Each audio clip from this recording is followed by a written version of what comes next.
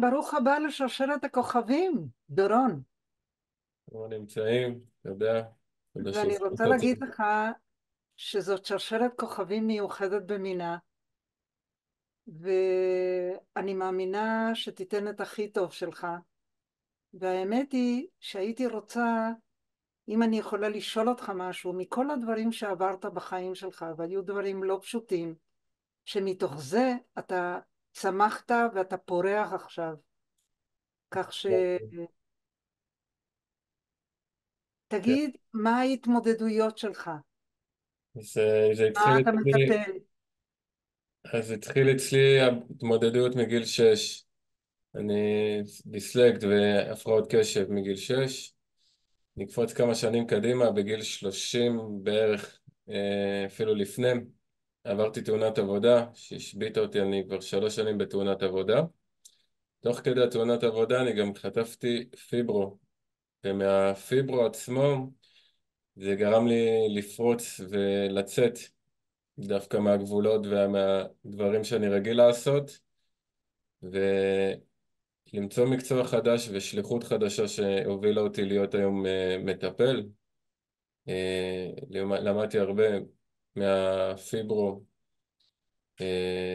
איך להתמודד עם זה, איך להחלים מהדבר הזה, למרות שהרפואה המערבית אומרת שזה בלתי אפשרי וצריך לחיות על כדורים. אני הצלחתי היום. אני כבר שנה ללא כדורים, ללא משככים, ללא שום דבר, על ידי אימון תודעתי וטיפולים שעשיתי. זה הדבר הכי משמעותי היום. היום זה המתנה שלי, הפיברו. אני יכולה לשאול אותך שאלה? בטח.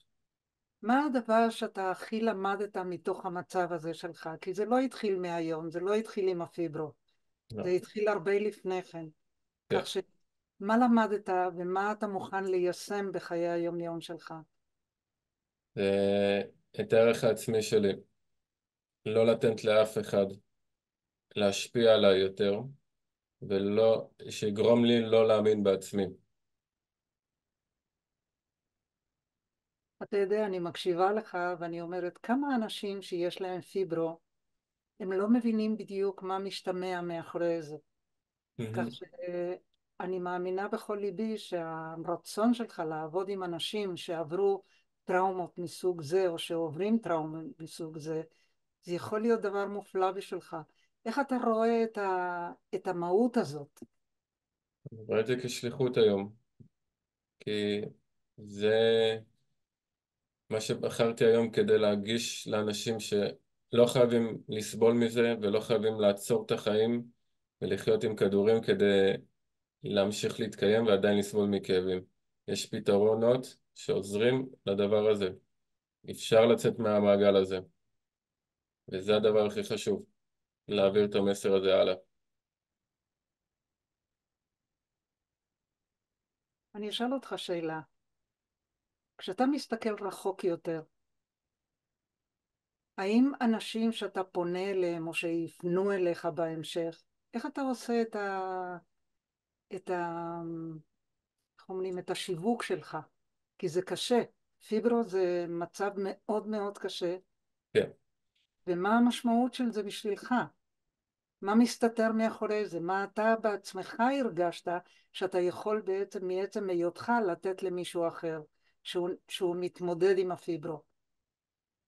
אז אני הגעתי למצב שכבר איבדתי כבר תקווה, מה שנקרא, וכבר לא מצאתי מזור לכאבים שלי, עד שלא פניתי למודעות, שזה אומר ללמוד הרבה ספרים לקרוא, זה לעבור הרבה קורסים, שזה משמניזם, רפואת על וכדומה, והכלי הזה שפיתחתי לעצמי, המודעות, והיכולת היום לגשת לאנשים ולהסביר להם מאיפה המקורות באים ואיך הדברים עובדים בצורה אחרת, וברגע שאנשים מצליחים לרדת לשורש העניין ולהבין למה הדברים האלה קורים ואיך הם קורים ומה באמת הגוף שלנו עובד ואיך הוא עובד, ולהבין שזה כל החוסר בביטחון עצמי גורם לך לכאבים כאלה, והעומס של התת מודע שלך שהוא מוצף כבר מלדחוק ולדחוק את הרגש שלך,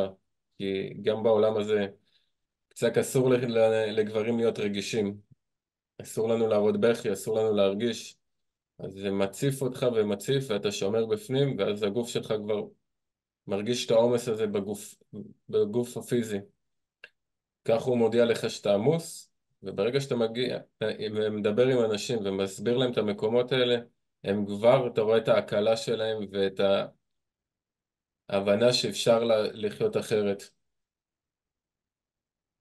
אנחנו תכף מסיימים את ה5 דקות, ואני מהמם. רוצה לומר לך משהו. אני שמחה שאתה חבר שלי, ומה עוד אפשר להגיד? את הכי טוב שאפשר. אני ראיתי איפה היית ואיפה